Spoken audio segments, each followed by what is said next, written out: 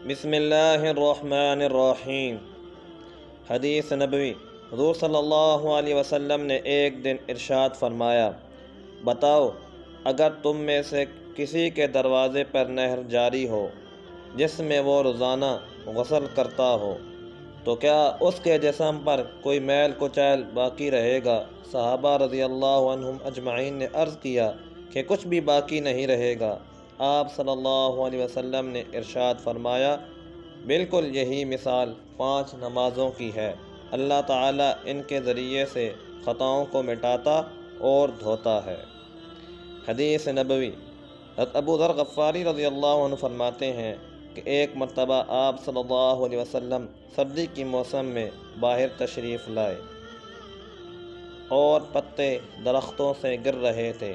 آپ صلی اللہ علیہ وسلم نے ایک درخت کی ٹہنی اپنے ہاتھ میں لی، اس کے پتے اور بھی گرنے لگے۔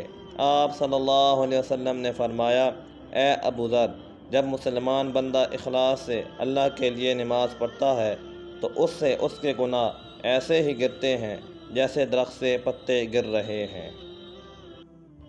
حدیث نبوی، حضرت ابو سعید خدری رضی اللہ عنہ روایت کرتے ہیں کہ رسول اللہ صلی اللہ علیہ وسلم نے پیالے کے ٹوٹے ہوئے حصے سے پینے سے اور مشروب میں یعنی پینے والی چیزوں میں پھونک مارنے سے منع فرمایا ہے۔